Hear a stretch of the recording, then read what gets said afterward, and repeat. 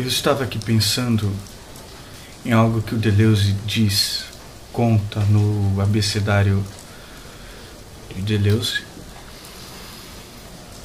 que é a respeito da cor. E que os grandes pintores, e quem é pintor mesmo, leva isto a sério, como uma questão de vida ou morte, tem a cor como um aspecto central da pintura e da arte.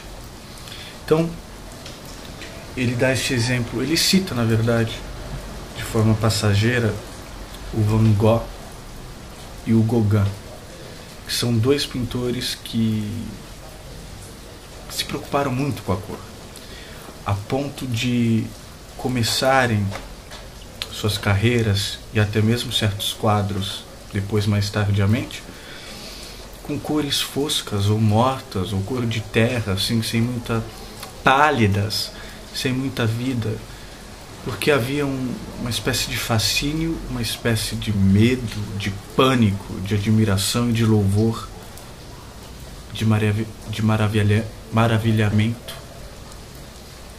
a respeito da cor. Então, para se chegar na cor, há este temor e tremor, quase Kierkegaard, né? Mas, que ele tem um livro chamado assim. Mas, por que isso? Porque ao atingir uma cor, ao chegar a uma cor autêntica, com autonomia, você realmente está fazendo pintura. Então, isso pode ser levado para qualquer área da nossa vida. Para se chegar a uma aquisição de autonomia, é ali que você sabe que você fez algo, que você é aquilo, que você é artista, por exemplo, que você é um escritor. Quando você encontra aquela palavra que pode estar fora ou dentro da sintaxe da sua própria língua. O momento que você descobre que você é poeta, que você é filósofo, é a sua cor. Quando você chega nesta cor. E os textos onde há mais carga de afeto em Spinoza é quando ele diz que alegria é preenchimento de potência. Alegria é preenchimento de potência. Depois ele diz que a tristeza seria justamente pensar no que poderia ter sido e não foi. A gente faz isso muito, né? E quando a gente está separado do que pode da nossa potência. E que padres poderosos, juízes, são tristes porque impedem a potência dos outros. Mas isso são águas muito profundas. Este aspecto de definição objetiva, exata, precisa, de que tristeza é preenchimento de potência, tem uma correlação com a cor.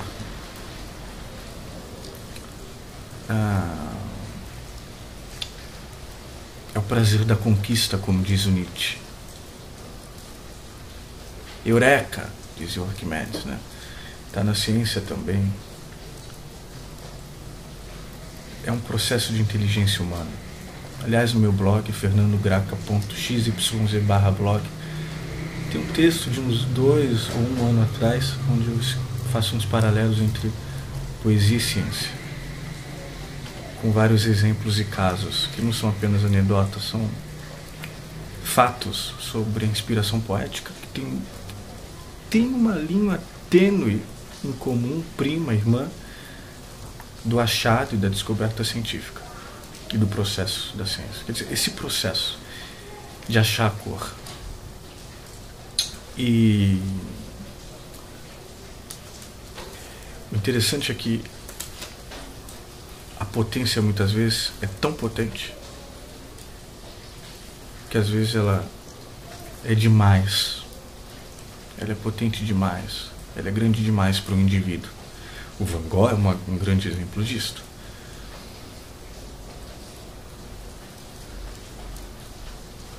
O Artaud também. Vários exemplos na arte brasileira e mundial. Porque a cor, por que o Gauguin, o Van Gogh, tinham esta cautela com a cor?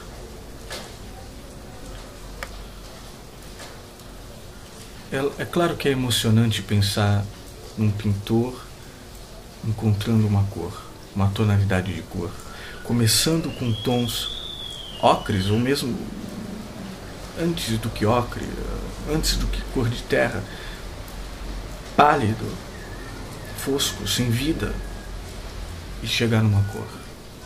É lindo, é emocionante. Mas é também porque a cor, esse achado da cor, este achado de alguma coisa na nossa vida, pode levar à loucura. Pode ser uma potência, potente demais para um indivíduo, para nós mesmos.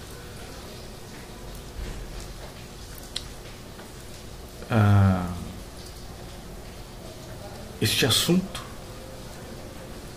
como sempre, eu com meu olhar que atravessa e que traz convergências e confluências de signos e áreas, né? Arte, filosofia, está tudo correlacionado. A potência, a alegria, achar a cor, achar a palavra, achar o poema, achar o sentido.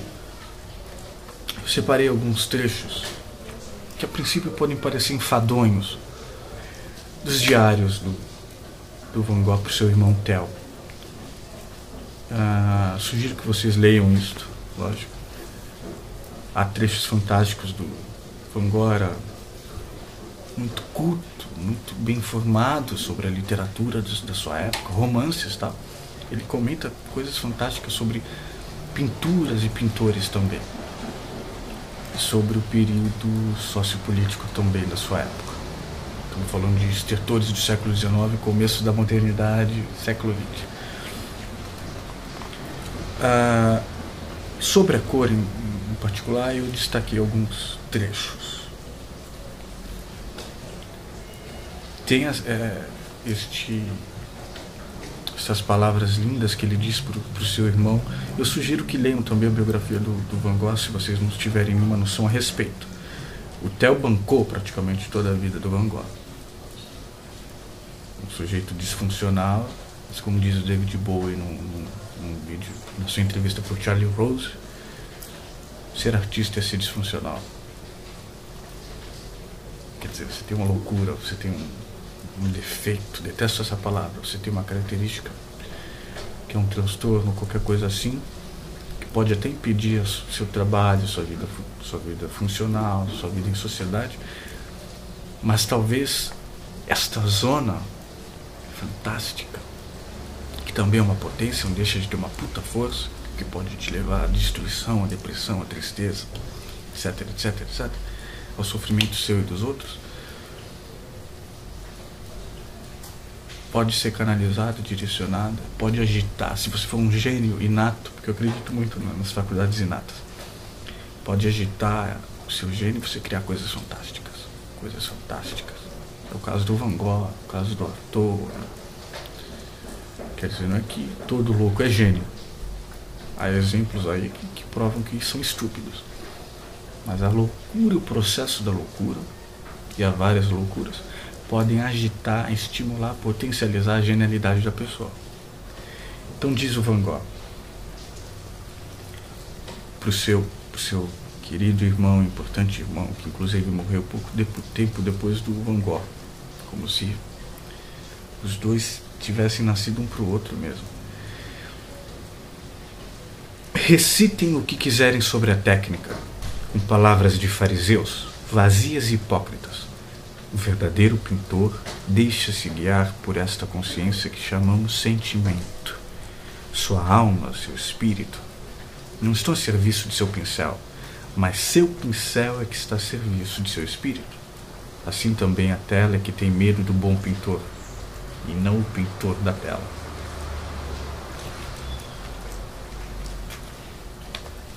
Ele começa a... Enfim, ele conta muitas coisas, que é um livro de bolso, quase 400 e poucas páginas. Ele fala sobre muitos quadros e estudos que ele envia para o seu próprio irmão e do seu processo. Ele diz aqui sobre um estudo que ele enviou para o irmão. na página 149. Dizer-lhe como eu pintei este estudo é muito simples. O verde e o vermelho são complementares. Desta forma, há nas maçãs um certo vermelho por si mesmo muito canalha. E mais além, ao lado destas, outras puxam para o verde. Há ainda uma ou duas maçãs de outra cor que tomam o conjunto de um certo rosa. Muito bom. Este rosa é a cor quebrada resultante da mistura do vermelho e do verde acima citados.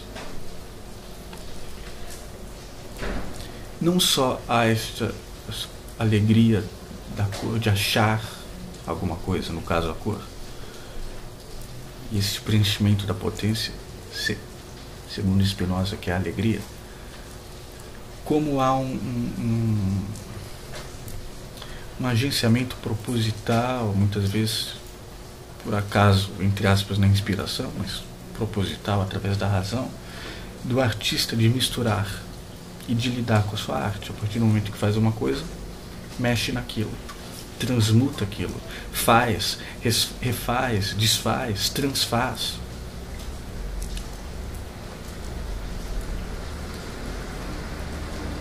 A si mesmo, a obra de arte e a vida. Então, eis o motivo pelo qual há uma relação entre as cores. E aí ele fala sobre o estudo. Existe um segundo contraste. O mundo contrasta com o primeiro plano. Uma é de uma cor neutra, obtida quebrando o azul pelo laranja. O outro é da mesma cor neutra, apenas modificada pela adição de um pouco de amarelo. Quer dizer, é a ação de um participatório de um ator aqui como atuante. Um demiurgo.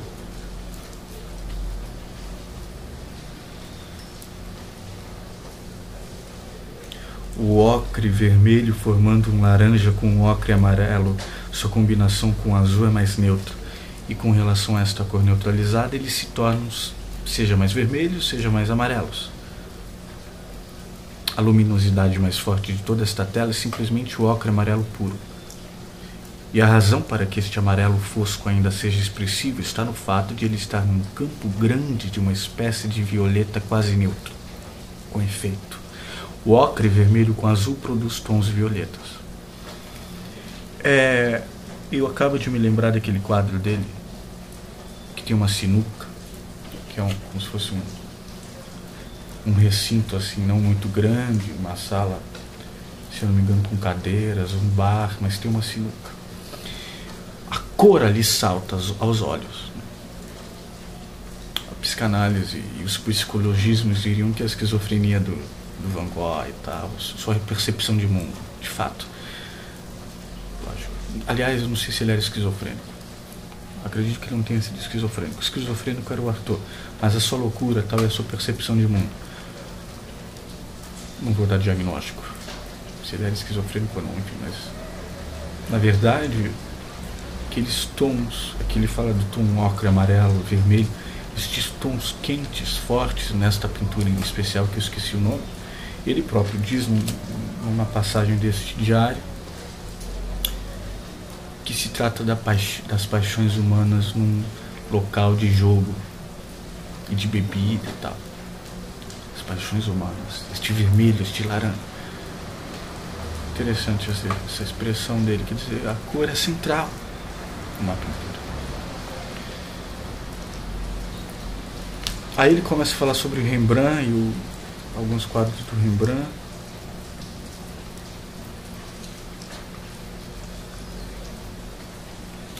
Se bem me lembro, a mulher nua da coleção Lacaze também é muito bela, mas de um período anterior. Frente à lição de anatomia de Rembrandt, realmente fiquei abismado. Ele deve ter ido visitar, e naquela época, imagina, sem tantos recursos e referências e informações como hoje, realmente devia ser algo de ficar horas e horas e bastante minutos fruindo. Realmente fiquei abismado frente à lição de anatomia do Rembrandt. Você se lembra das cores da pele? É pura terra, especialmente os pés. Veja bem, também Franz Hals As cores da pele são terrosas, aqui no sentido que você conhece. Halls, H-A-L-S. Pelo menos quase sempre. E há também, às vezes, eu até diria sempre, uma relação de oposição entre o tom das roupas e o tom do rosto. O vermelho e o verde se opõem. O cantor, D-U-P-P-E-R, Dupper, ou Dupper, que tem tons carmesins na testa, tem manchas negras com tons verdes, e sobre estas manchas, fitas num vermelho diferente deste carmim. O rosto do homenzinho laranja azul branco sobre o qual eu lhe escrevi, na carta 426, é de uma cor neutra, rosa terroso, violácea, em oposição à sua roupa de couro amarelo, a Frans Hals. Enfim, ele vai descrevendo o quadro através das cores.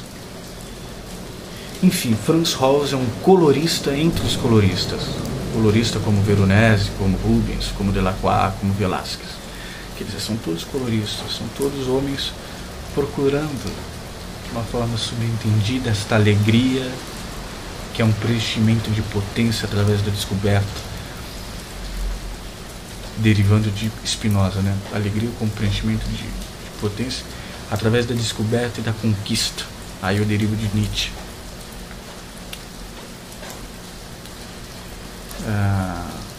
O prazer da conquista, né, que está em Nietzsche. E Gauguin e Van Gogh, grandes coloristas também, assim como esses que ele citou.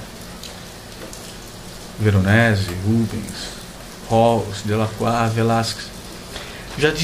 Já se disse mais de uma vez, e com razão, que Millet, Rembrandt, por exemplo, Israels, são mais harmonistas que coloristas. Desta vez você dirá: o preto e o branco podem ou não ser empregados? São ou não frutos proibidos? Chega-se a um terreno em que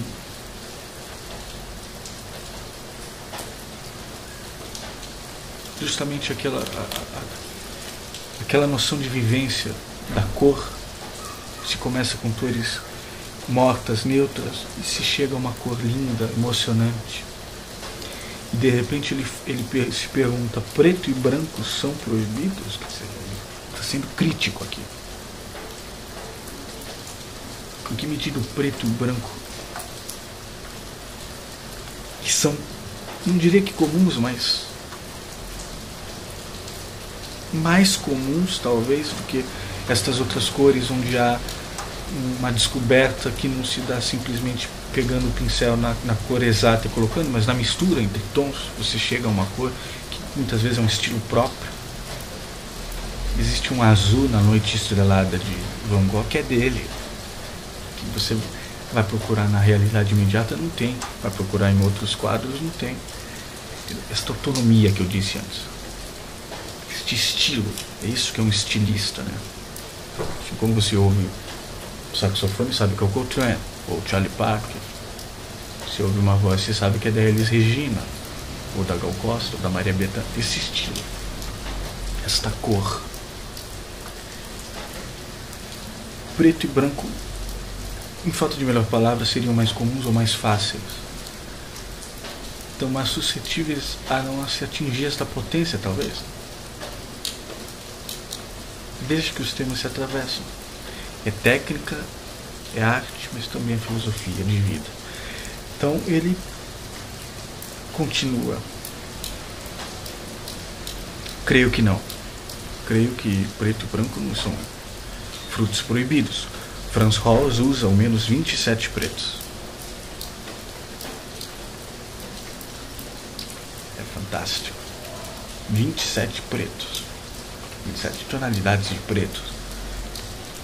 E também movimentações e estilos de pincelada de preto, também, que vai alterar completamente a percepção da cor, de uma mesma cor e tonalidade. Vou repetir: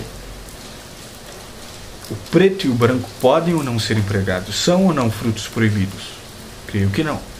Frans Hals usa ao menos 27 pretos. E o branco? Mas você sabe muito bem, Theo, né, tá, se dirige cartas ao Theo. Quantos quadros extraordinários foram feitos intencionalmente com branco sobre branco por alguns coloristas modernos? E isso não tinha nem chegado ao Maevich, hein? Ao suprematismo do Maevich, branco sobre branco, que ali já seria o fim da pintura, segundo ele. Mas Van Gogh já está falando disso antes, anos, décadas antes. E o branco? Mas você sabe muito bem quantos quadros extraordinários foram feitos intencionalmente com branco sobre branco por alguns coloristas modernos. O que significa, portanto, dizer não se deve? Delacroix chamava isto de repousos e os empregava enquanto tais. Repousos da vista, repousos da fruição diante do quadro. Não se deve ter preconceitos quanto a isto, pois podemos empregar todos os tons, desde que eles estejam no lugar certo e em relação com o resto, é claro. Então, você veja que é uma harmonia, um agenciamento de desejos, né? Na composição e no construtivismo de um quadro, ou de qualquer outra obra. Você bem sabe que muitas vezes eu acho muito boas as coisas de Apol, A-P-O-L, como por exemplo seu branco sobre branco. Seu pôr do sol no bosque de Haia, por exemplo, que está em Amsterdã, realmente esta coisa é diabolicamente bela. Você veja que pintura é cor. O que salta é a cor. E fala que o pôr de sol no quadro deste pintor, Paul, no bosque de Haia, que estava em, não sei se ainda tem em Amsterdã, é uma coisa diabolicamente bela. A cor conseguida, o estilo conseguido. Não, o preto e o branco têm sua razão de ser e seu significado. E os que pretendem escamoteá-los não o conseguem. O mais lógico, certamente, é considerar cada um deles como neutro. O branco, a mais alta combinação do vermelho, do azul e do amarelo, mais luminosos possível. O preto, a mais alta combinação do vermelho, do azul e do amarelo, mais escuros possível. Nada tenho a acrescentar a esta relação, acho-a absolutamente verdadeira. Hoje em dia você pega o seu computador, ou até no celular, ou qualquer outro aparelho, você vai num editor de foto, Paint, ou software mais sofisticado ou não, Photoshop, a paleta de cores mostra bem isso, né? É exatamente isso que ele está dizendo. Ao branco e preto quase como antagônicos. Em torno disso há todas essas tonalidades. O vermelho vai indo para o vinho, vai ficando cada vez mais escuro, preto. E o mesmo vermelho, um amarelo, um rosa, vai ficando cada vez mais bebê, rosa bebê, o azul bebê, cada vez mais se esvanecendo até chegar no branco. Engraçado que o que ele disse aqui me fez lembrar disto. Portanto, o luminoso e o escuro, o tom, no que diz respeito ao valor, está em relação direta com esta quarta gama do branco ao preto. E aí ele faz um esquema aqui.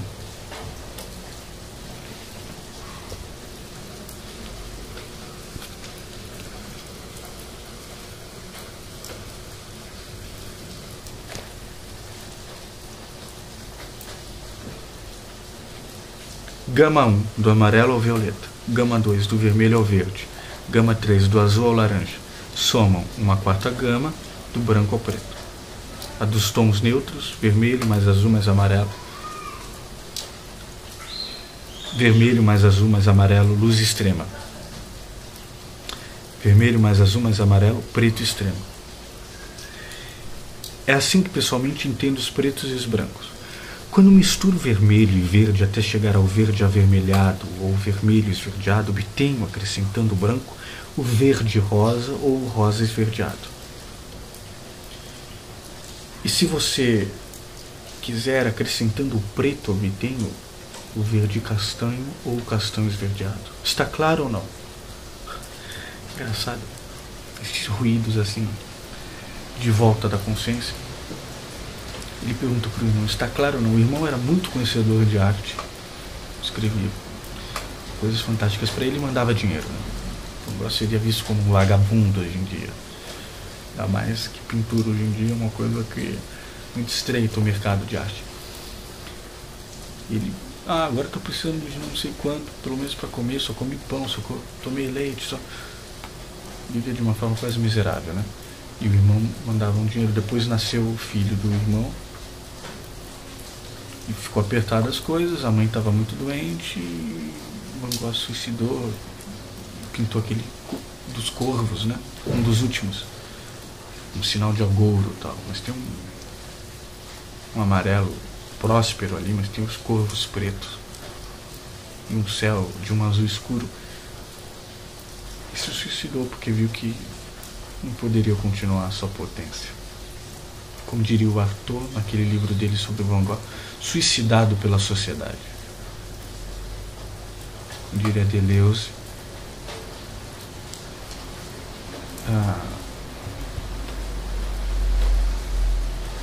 esmagado pela própria potência.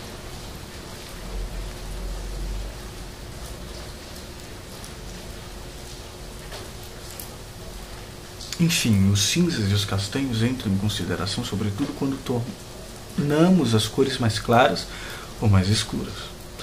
Ele pergunta, está claro ou não? Por que eu disse isso? Porque acabei pulando. Porque é quase como se ele perguntasse para o irmão, você sente o quanto isso é importante para mim? Essa questão da cor e da pintura é uma questão de vida ou morte. E daqui a pouco eu vou chegar num trecho em que ele coloca isso de uma forma explícita. Está claro ou não?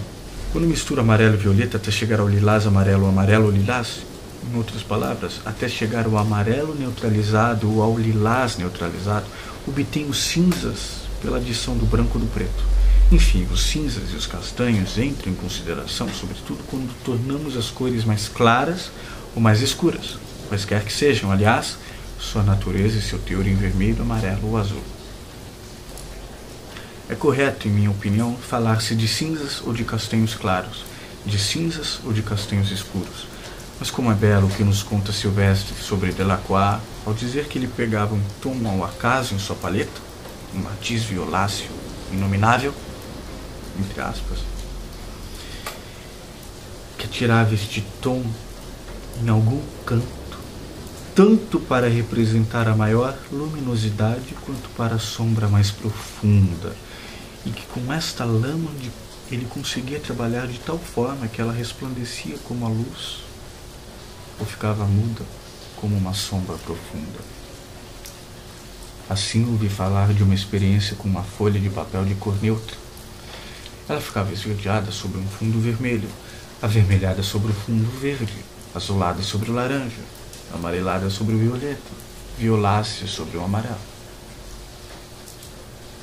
Fluida, né? Fluida. E mais, supondo que se queira num quadro clarear certa cor de barro ou certa cor castanha, que ele cita aqui, S-N-O-T-K-L-E-U-R,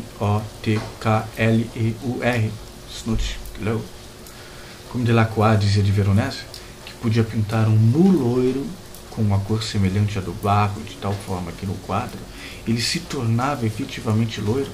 Pois bem, pergunto, como seria possível senão pela oposição de fortes intensidades nos pretos azuis, ou nos violetas, ou nos castanhos russos? Você, que sempre procura ver-se as sombras escuras, e que acha que essas sombras escuras, mesmo pretas, não valem nada, acha que tem razão?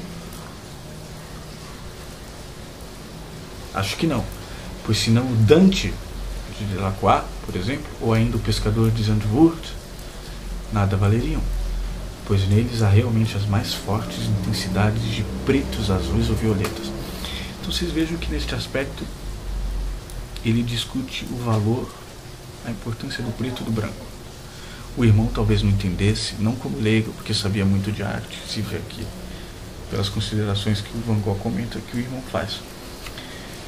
Mas a vivência, ele não tem essa vivência visceral que o Van Gogh tinha a respeito da pintura, da arte e da cor.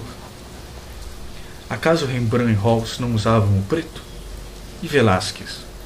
Não somente um, mas 27 pretos diferentes, posso lhe garantir.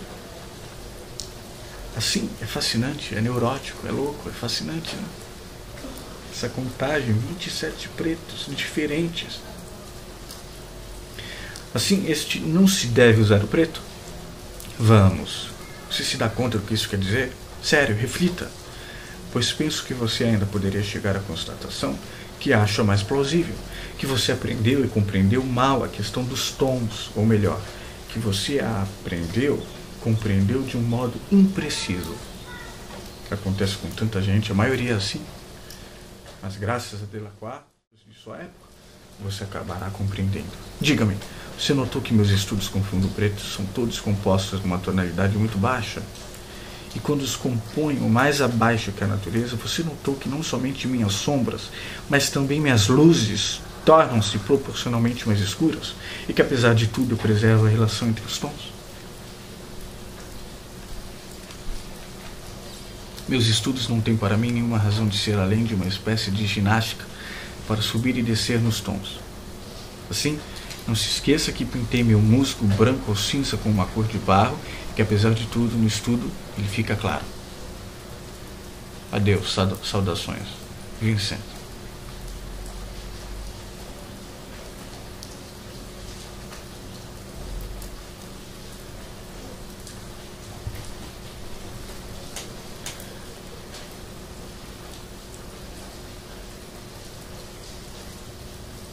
Eu não tenho palavras para citar essa carta que ele mandou pro irmão. Ele parece meio agitado, meio incomodado com o fato do irmão se implicar com pretos e branco.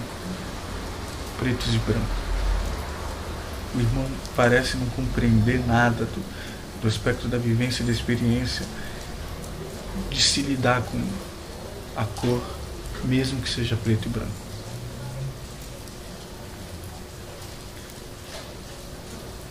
E ele quase se gabando no final, né?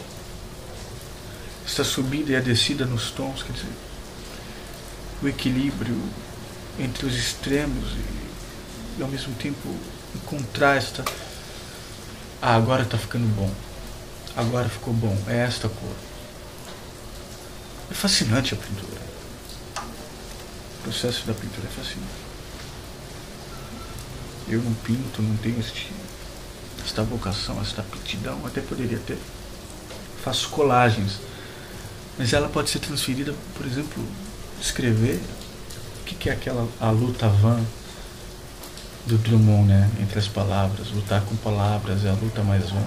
Ou catar feijão do João Cabral de Melo Neto. Fazer poesia, escrever é como catar feijão. Tem tudo a ver.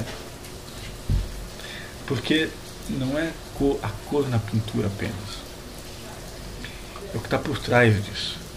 O que também está por trás das palavras. O que está por trás da dança. O que está por trás dos gestos. O que está por trás de uma interpretação. Por trás da voz. Por trás da prosa e da poesia. Por trás das imagens. Por trás da filosofia. O que é isso? Tudo isso são signos, né? O que está por trás desses signos?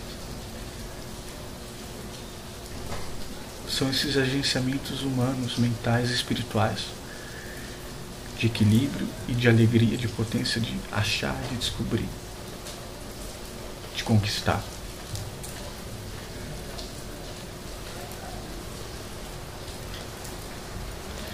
A questão das cores complementares, do contraste, esta é uma outra carta. A questão das cores complementares, do contraste simultâneo e da destruição recíproca dos complementares é a primeira e a mais importante. Outra é a questão da influência recíproca de dois semelhantes, por exemplo, um carmim e um vermelhão, um rosa lilás e um azul lilás. A terceira questão é a de se opor um azul pálido ao mesmo azul escuro, uma rosa a um castanho vermelho, um amarelo limão a um amarelo carmuça, etc. Mas a primeira questão é a mais importante, que é a questão das cores complementares, do contraste simultâneo, da destruição recíproca dos complementares. Porque há esta questão também. A partir do momento que você encontra uma cor, é emocionante. Imagina você começar de uma forma pálida, encontrar a sua cor. Às vezes numa mistura. É sensual, é erótico, é lindo. E você encontra um verde, um azul, é emocionante. Como aquele azul lindo que está naquele quadro que está no MASP, as meninas, não do Velázquez, umas meninas assim, com aquele vestido azul que tem tons brancos, uma coisa linda, emocionante, e a pincelada dando movimento àquilo, uma coisa linda, aquilo é emocionante. Imagina se chegar àquilo. O que é se fazer um pintor? Quando é que o Tarsila do Amaral, Rita Malfatti, o Salvador Dalí, Van Gogh, Gauguin, Picasso viram pintor? Através da cor. Assim como poeta vira através da poesia, através da palavra.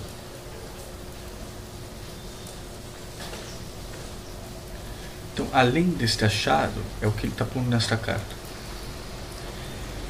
A partir do momento que há esta emoção, este temor e tremor, esta potência, essa alegria, este medo, que pode levar ao mais alto, a lures, até ao mais subterrâneo, que pode levar à loucura, à destruição, a um estado de graça, e de satori, de iluminação, de insight, e de grande inspiração. Ao mesmo tempo, isso não basta. Há um construtivismo, como eu disse, uma composição em que aquilo vai ter que fazer sentido com outras coisas. É esta primeira coisa que ele diz. A questão das cores complementares é o contraste, é simultâneo, a destruição recíproca dos complementares. A partir do momento que você põe uma cor aqui, põe outra aqui, há um contraste, há uma relação, mas muitas vezes há uma destruição. Você ofusca o outro, você amplifica o outro. Enfim, é uma coisa fascinante. É certo que, estudando as leis das cores, podemos chegar a compreender por que achamos belo o que achamos belo, em vez de ter uma fé instintiva nos grandes mestres. Isto atualmente é bastante necessário se pensarmos o quanto os julgamentos tornaram-se terrivelmente arbitrários e superficiais. Estou falando de uma carta de que ano? 1885. Anos finais do século XIX. Vou repetir. Estudando as leis das cores, podemos chegar a compreender por que achamos belo o que achamos belo, em vez de ter uma fé instintiva nos grandes mestres. Isso atualmente é bastante necessário, e ainda hoje. Se pensarmos o quanto os julgamentos tornaram-se terrivelmente arbitrários e superficiais.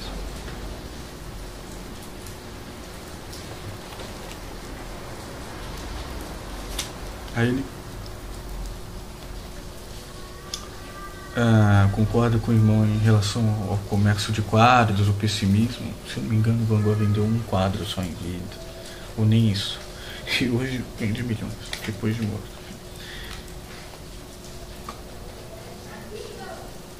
Um retrato de Courbet tem mais valor, é enérgico, livre, pintado com toda espécie de belos tons profundos de castanho, vermelho, dourados, violetas mais frios, na sombra, tendo o preto como contraste, com um pedaço de pano tingido de branco para repousar a vista, é mais belo que um retrato de quem quer que seja que tenha imitado a cor do rosto com uma horrível exatidão. Aqui nós temos uma outra característica do Van Gogh, quer dizer,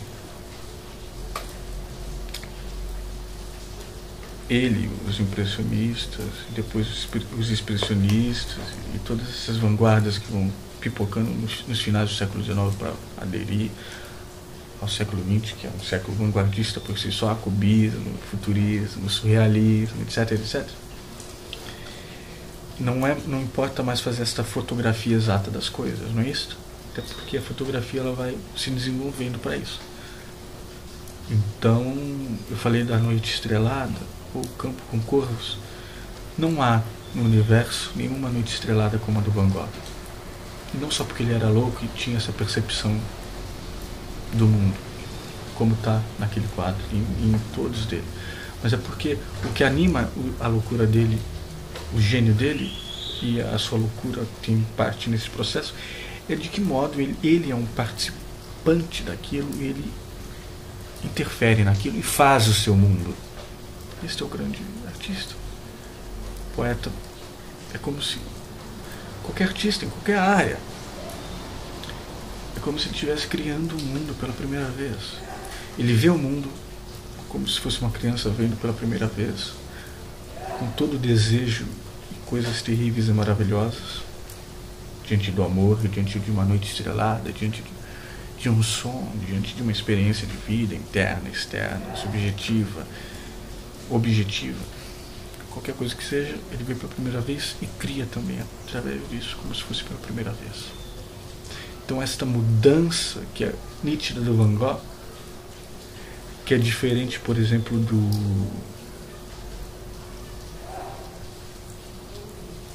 não vou lembrar do nome, um pintor desta época também, fantástico, recluso. Tem um vídeo meu aqui neste canal onde eu falo, eu li uma coisa sobre ele.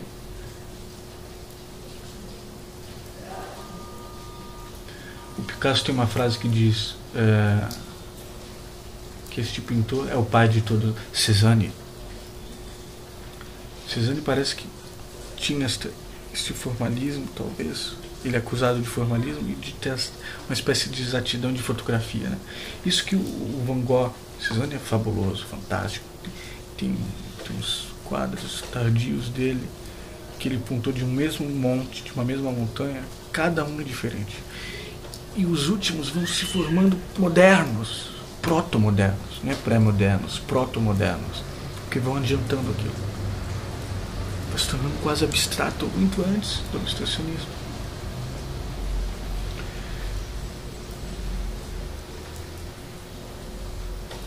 Então aqui ele fala de um retrato de Courbet, que tem valor, é mais enérgico, livre, pintado com toda espécie de belos tons profundos,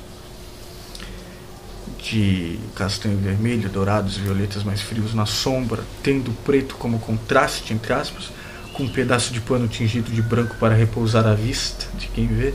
É mais belo que um retrato de quem quer que seja que tenha imitado a cor do rosto com uma horrível exatidão.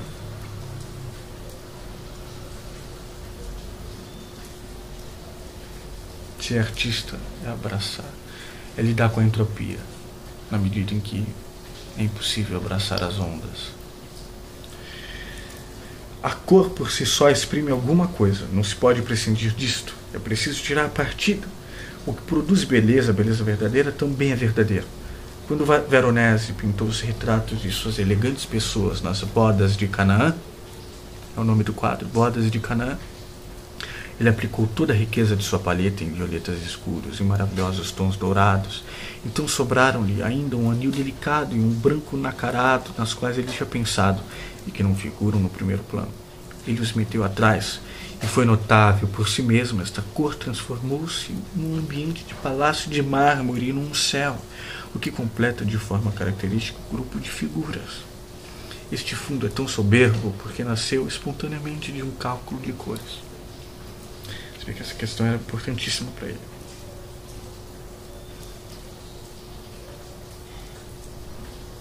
Isso é errado dizer isto? Não foi pintado como um todo, de forma diferente da que seria se ele tivesse pensado ao mesmo tempo no palácio e nas figuras? Construtivismo, agenciamento dos elementos num quadro, a relação e o contraste e a destruição entre eles, como cada um deles tem um todo, mas formam um outro todo. Toda esta arquitetura e este céu são convencionais e subordinados às figuras. Foram calculados para torná-las belas. Isto realmente é pintura, e é mais belo que a imitação exata das próprias coisas. É preciso pensar em algo e tornar seu ambiente indispensável, fazê-lo decorrer do resto. Dediquei-me durante anos, quase inutilmente e com toda espécie de resultados sofríveis, ao estudo da natureza, à luta com a realidade, não o nego. Não gostaria de privar-me deste erro. Quero admitir que teria sido loucura e uma estupidez continuar sempre do mesmo modo, mas não que eu tenha me esforçado à toa. Abre aspas. Começa-se por matar, termina-se por curar. Fecha aspas. É um ditado de médicos.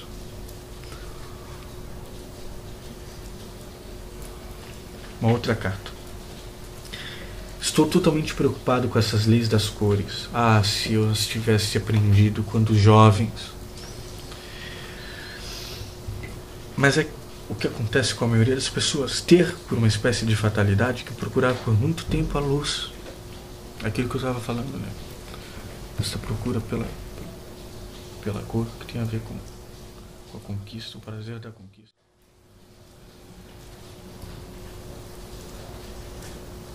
Que tem a ver com o prazer da conquista em Spinoza e tem a ver com o preenchimento da potência, da alegria. O prazer da conquista em Nietzsche e o preenchimento da potência em Spinoza.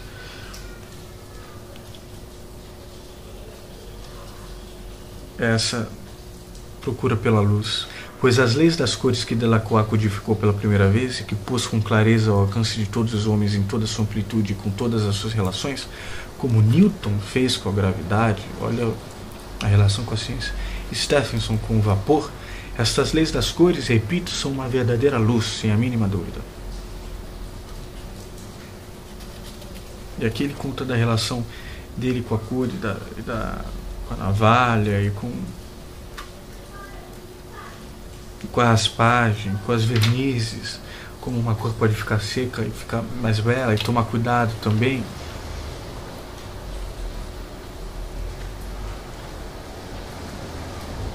E como se pode aplicar mais tarde e se preparar. E a relação do óleo, né?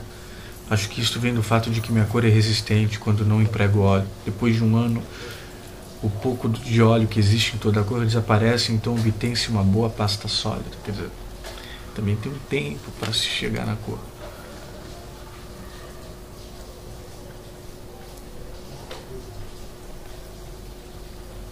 Daubigny, D-A-U-B-I-G-N-Y, e do pré, ao contrário, conservam-se. Não é curioso que este Vermeer, em Haia, tenha conservado uma cor tão maravilhosa com toda a sua série de tons ousados, vermelho, verde, cinza, castanho, azul, preto, amarelo, branco? E aqui que o ponto que eu dizia antes, que eu falei que eu ia chegar, do porquê encontrar uma cor é ser pintor. A partir do momento que se encontra a cor, você pode dizer que sou pintor. Assim, quando se encontra a palavra, sou poeta. Quando se encontra a matéria da sua arte, se diz, eu sou este artista. Ou eu sou filósofo, ou eu sou cientista. Quando é que se diz? Quando se acha isso? Então, ele diz assim sobre o Boucher, que é um outro pintor, B-O-U-C-H-E-R. Ele recebeu um livro do Goncourt, que ele comenta sobre o Boucher.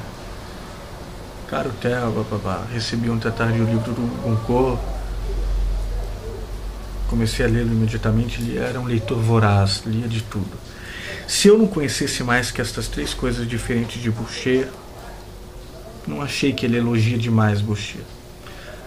Se eu não conhecesse mais essas três coisas diferentes de Boucher, um rico azul céu, um bronze figura de homem e um branco de nácar figura de homem, sobretudo acrescentando a anedota da duquesa de Orleans, eu já acharia que ele é alguém no mundo da pintura.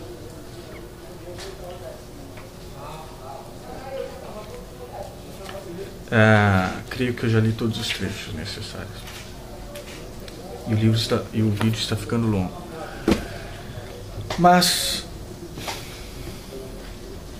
a questão é essa: todas as vozes atravessantes em mim, artísticas, poéticas, filosóficas, imagéticas, semióticas, críticas, se atravessam porque o ponto principal é este: preenchimento de potência, alegria e conquista, o prazer da conquista.